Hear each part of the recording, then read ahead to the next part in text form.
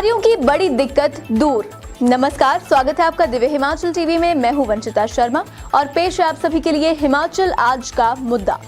हिमाचल के कर्मचारियों के दबाव के आगे सरकार लगातार झुक रही है और यही वजह है कि चुनावी साल में उनकी मांगों को मानने के लिए अब हर दिन कोई न कोई बैठक हो रही है। इसी के तहत हुई भारतीय मजदूर संघ की बैठक में भी कर्मचारियों के लिए पॉलिसी बनाई और अब बजट में उसका ऐलान किया जाएगा। अब क्या करेगी सरकार और क्या होगा कर्मचारियों का? हम पहाड़ी में इसी पर पेश है अनिल अग्निहोत्री और राजेश शर्मा की ये खास चर्चा। कर्मचारियों के लिए पॉलिसी पैक। जी हाँ, इसे आप ऐसे समझिए कि खुशखबरी ही है। राजेश, अच्छा सबसे पहले तो आप ये बताइए, शुरुआती हम यहां से करते हैं कार्यक्रम जी। भारतीय मजदूर संघ के साथ आज मुख्यमंत्री की बैठक होनी थी शिमला में जी। बैठक क्या हो गई, क्या रहा उस बैठक में और क्या नतीजे निकल के आए? को खुशखबरी है क्या? बिल्कुल, देखिए भारतीय मजदूर संघ के साथ मुख्यमंत्री जयराम ठाकुर की एक बहुत बड़ी बैठक हुई है आज राजधानी शिमला में, जैसे तय था ये। तो ये बैठक सुबह 11 बजे शुरू हुई। अग्निहोत्री जी, श्रम विभाग ने इस बैठक का आयोजन करवाया है। बैठक में 36 मांगों के एजेंडे पे चर्चा हुई है। बहुत लंबी ये बैठक हुई है, बहुत लंबी बैठक चली है। अफसर भी पहुंचे। बिल्कुल, तो इसमें कर्मचारियों, चाहे जिसमें आशा वर्कर की बात कर लीजिए, आंगनबाड़ी कार्यकर्ताओं की बात कर लीजिए, मिड डे मील कर्मियों की बात कर लीजिए या मनरेगा मजदूरों की बात कर लीजिए, सभी की मांगों पर बड़ी प्रमुखता के साथ चर्चा हुई है। तर्क और दलीलें श्रम विभाग के भी देखे गए हैं और भामस के भी तर्क और दलीलें वहां सुनी गई हैं। सार्थक चर्चा हुई। पॉलिसी बनाने की बात और मिनिमम पे बैंड की वहां बात इनके लिए हुई है। इसके अलावा जो चर्चाएं और हुई हैं उसमें बोर्ड निगम के कर्मचारियों को ओपीएस यानी कि पुरानी पेंशन या पेंशन उनको देने की बात, उस पर चर्चा हुई है। आउटसोर्स कर्मचारियों के लिए पॉलिसी जो जिस तरह की सरकार उस पर फ्रेम कर रही है, कल हमने विस्तार से बनाया कि अहम बिंदुओं पे फोकस किया जा रहा है सब कमेटी की ओर से। उन आउटसोर्स कर्मियों के लिए भी पॉलिसी की मांग आज भी वो चर्चाएं उठी हैं। चर्चा हो चुकी है, सब कुछ हो चुका है, लेकिन बड़ी बात यह है कि इसके अभी नतीजा सामने नहीं आया, जिसका खुलासा अभी तक नहीं किया गया है। और ये इसलिए नहीं किया गया क्योंकि अभी बजट सत्र पे हिमाचल प्रदेश सरकार एक तरह से काम कर रही है, फोकस कर रही है। पिछले कल से वित्त विभाग के अधिकारियों के साथ मुख्यमंत्री की चर्चाएं चली हुई। बजट सत्र में बहुत बड़ी घोषणाएं इन कर्मचारियों के लिए पॉलिसी को लेकर भी होगी, वेतनमान को लेकर भी होगी, पेंशन को लेकर भी होगी। इसीलिए वहां तक ये फैसला अभी तक सुरक्षित एक तरह से रखा गया है। पॉलिसी पैक हो गई है कर्मचारियों के लिए। इंतजार कीजिए। अब वही राजेश, ये कुछ वैसा ही माहौल बन गया है, वैसा ही कुछ आप देखिए सिनेरियो। जब जेसीसी की मीटिंग तय हो गई थी और दिन कटते थे ना जी, उल्टी गिनती जिसको रिवर्स काउंटिंग कहते हैं वो शुरू हो गई थी, वही यहाँ पे भी है। 4 मार्च का इंतजार करिए। अच्छी बात है, फरवरी 28 दिन का होने वाला है। राजेश, हम दूसरे से मैं अपने प्रश्न की ओर बढ़ता हूं। पे कमीशन भुगतान, बिल्कुल, तो ऑप्शंस तो मिले हुए थे। तीसरे पे कुछ होना था, पिछले कल भी उम्मीद थी, आज भी कुछ हुआ क्या? पिछले कल की बात कर लेते हैं। सोमवार को बहुत लंबी इस पे चर्चा हुई अग्निहोत्री जी। सोमवार को वित्त विभाग के सारे अधिकारी सीएम के साथ बैठे हुए थे। लंबी भी पिछले कल भी बहुत लंबी बैठक चली थी। आज की बात कर लें, आज भी उस पे ऑप्शन पे सरकार एक तरह से खुली है। मुख्यमंत्री ने 2 लाइनों में इशारा एक तरह से स्पष्ट कर दिया है। पिछले कल भी कह दिया था कि जब 25 जनवरी को उसका ऐलान सार्वजनिक मंच से कर दिया गया है तो उस पर हो हल्ला करने की जरूरत नहीं है। लेकिन बड़ी बात यह है कि अभी देखिए 15 फरवरी तक का वक्त कर्मचारियों के पास है ऑप्शन देने का। अब 15 फरवरी को कितने दिन बचे हुए हैं, सवाल वो खड़ा हो रहा है। अब सरकार के एंड पे अगर हम देखते हैं तो बड़ी बात इसमें ये है, इसमें बड़ी बात ऑप्शन की नहीं है। सबसे बड़ा इसमें जो एक संकट जो आन खड़ा हुआ है वो 2012 के जो राइडर के फेर में कर्मचारी फंसे हुए 2012 के बाद जब लागू हुआ था, वो जो कर्मचारी उस फेर में फंसे हुए, क्या उन्हें राहत मिलेगी या क्या सरकार उन्हें राहत देगी, उस पर भी एक तरह से सभी की निगाहें मुख्यमंत्री जयराम ठाकुर की ओर थी, साफ थी। अब देखना है कि इसकी घोषणा कब होती है, क्योंकि उन्होंने कह दिया है कि हमने कर दिया है। अब किया क्या है, कौन सी ऑप्शन के साथ किया है, ये देखना होगा। सरकार भी थक गई है सुन के, ऐसा लगता है ना जी, ये खासकर बता के हम ये कहेंगे। अच्छा राजेश, कर्मचारियों की बात हमने की है जी, आगे भी करते हैं, लेकिन सबसे पहले आप ये बताइए कि समाज का एक और वर्ग ऐसा है जी जो बहुत लंबे समय से ऐसा महसूस कर रहा है कि हमारी किसी को परवाह नहीं है, और ये वर्ग बहुत बड़ा वर्ग है। खासकर अगर आप इलेक्शन के नजरिए से देखें तो ये है हिमाचल का नौजवान, बिल्कुल हिमाचल का पढ़ा लिखा नौजवान जो बड़े दिनों से बोल रहा है कि महाराज हमें नौकरियां दे दीजिए। पिछली मंत्रिमंडल की कई बैठकें गुजर गई हैं, किसी नौकरी का ऐलान नहीं हुआ राजेश। तो बैठक में क्या कुछ राहत मिलने वाली है कर्मचारियों के, नौजवानों के नजरिए से? कुछ नौकरी की भी बात करेंगे इस मंत्रिमंडल की बैठक में 14 तारीख को। जी देखिए, सबसे पहली बात कि हिमाचल में 14 लाख के करीब बेरोजगार नौजवानों की नफरी प्रदेश के पास है। आंकड़ा बहुत बड़ा है। निगाहें हर कैबिनेट की मीटिंग की तरफ बेरोजगारों की होती है कि सरकार कहीं ना कहीं घोषणा करें जिससे रोजगार के दरवाजे उनके लिए खुले।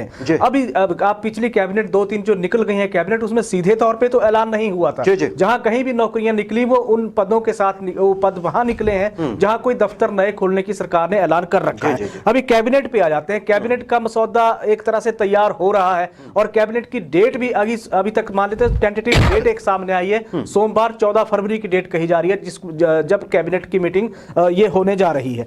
बेरोजगार हमारे नौजवान साथियों का दरअसल इसमें निगाहें इसलिए बढ़ गई हैं क्योंकि उन्हें लग रहा है कि जब भी कैबिनेट की मीटिंग होगी तो सरकार नौकरियों का पिटारा खोलेगी। इस मीटिंग की अगर बात कर ले, 14 फरवरी वाली मीटिंग की बात कर ले अग्निहोत्री जी, तो सरकार 2 एजेंडास को लेकर आगे बढ़ रही है बेरोजगारों के लिहाज से। पहला होगा शिक्षा विभाग में 8000 मल्टीटास्क वर्कर की भर्ती का एजेंडा इस कैबिनेट में निश्चित रूप से आ रहा है। दूसरा है लोक निर्माण विभाग में जो 5000 मल्टीटास्क वर्कर रखे जाने, 13,000 MTW की भर्तियां इस कैबिनेट में जाएंगी जिन पे मोहर लगने जा रही है। स्वाभाविक रूप से एक मौका तो सामने आ रहा है, एक कुछ रास्ते खुलने जा रहे हैं, युवाओं के लिए विकल्प सामने आ रहे हैं। इस तरह की अब चर्चाएं भी चल पड़ी हैं, कयास भी चल पड़े हैं और सरकार के स्तर पे देखें तो कैबिनेट का एजेंडा ये तय हो रहा है। जी राजेश, आपने बात की, ठीक है, बहुत सारे हजारों लोगों के लिए नौकरियां निकल रही हैं। राजेश, इन नौकरियों को अगर देखें तो इसमें एक तो करुणा मूलक वालों को कहा जा रहा है कि आप एडजस्ट हो जाइए जी।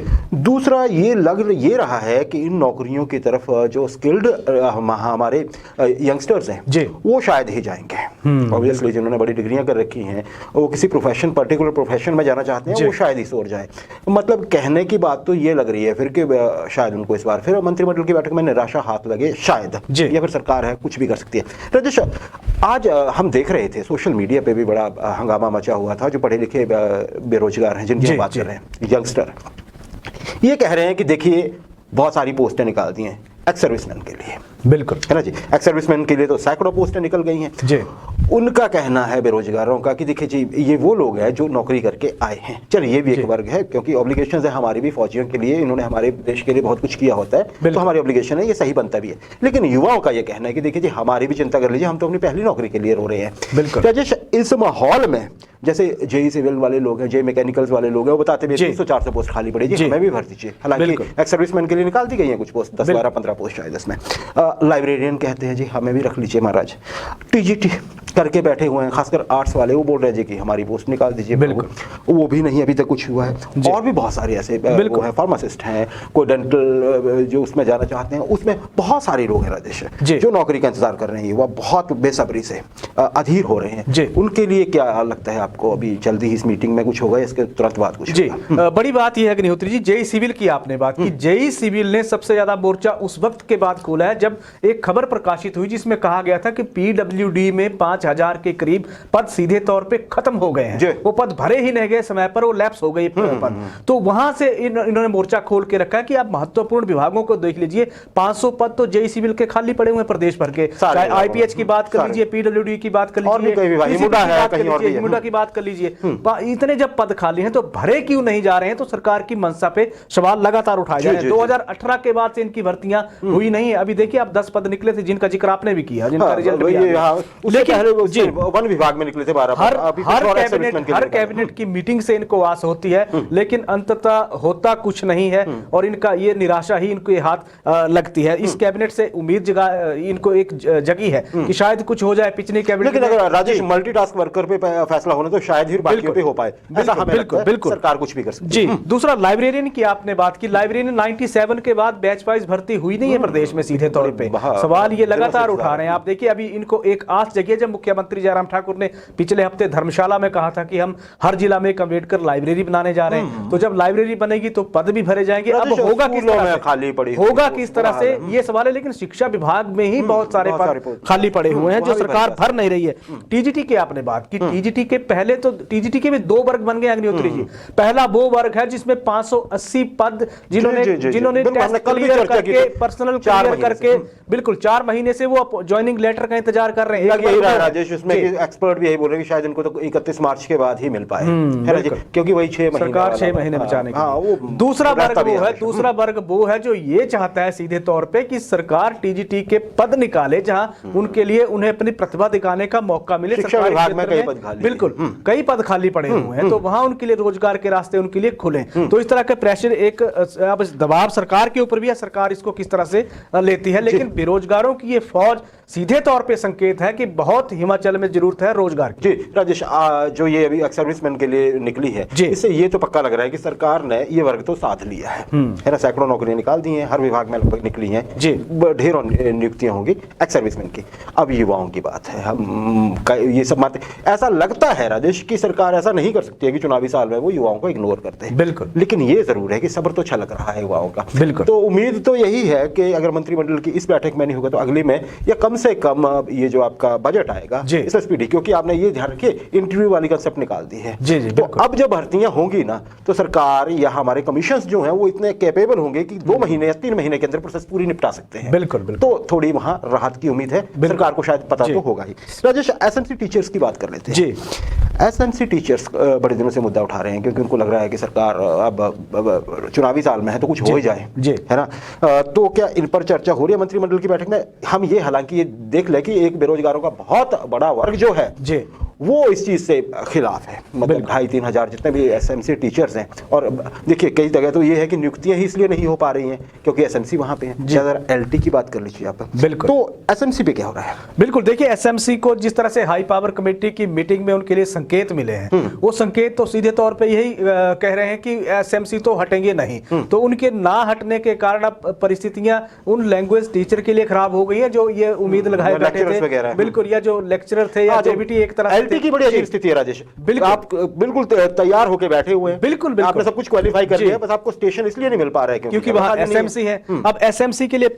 सीधे तौर पे 2 फैसले हाई पावर कमेटी ने ले लिए हैं, जिसमें सीधे तौर पे एक तो कहा गया कि एक तो हटेंगे नहीं, दूसरा उनको अपना कॉन्ट्रैक्ट रिन्यू करवाने की जरूरत अब एक तरह से नहीं होगी। एसएमसी को इंतजार अब इस चीज का है इस कैबिनेट में कि उनके ये लग रहा है कि सरकार, क्योंकि हाई पावर कमेटी की रिकमेंडेशन जिस तरह से आई है, सरकार उन पे अपनी मुहर लगाए और कैबिनेट में ये ऐलान कर दे कि जितने भी एसएमसी के टीचर हैं शिक्षा विभाग में अनुबंध पे तुरंत प्रभाव से लिया जा रहा है। ये उनको उम्मीद जगी है। अब अगर इस तरह का हो जाता है तो फिर वो भाषा अध्यापक कहां जाएंगे जो अपनी नौकरी का इंतजार कर रहे हैं, या वो लेक्चरर कहां जाएंगे जो अपनी नियुक्ति का इंतजार कर रहे हैं। तो इस तरह से एक दुविधा की स्थिति तो उन युवाओं के लिए भी है जिनके आगे एसएमसी खड़े हैं, और दुविधा की स्थिति एसएमसी के लिए भी है जो कैबिनेट की ओर देख रही है। राजेश, पर कैबिनेट में क्या लगता है आपको? चीफ सेक्रेटरी बाहर है 10 तारीख तक, है ना, फिर उसके बाद मुख्यमंत्री चले जाएंगे, बिल्कुल, फिर छुट्टियां हैं, तो क्या लगता है आपको एसएमसी पे हो पाएगा कुछ? नहीं, अभी एसएमसी पे ऐसा लग नहीं रहा है कि एसएमसी पे सरकार इस स्थिति में होगी, क्योंकि अभी 10 फरवरी तक चीफ सेक्रेटरी नहीं है।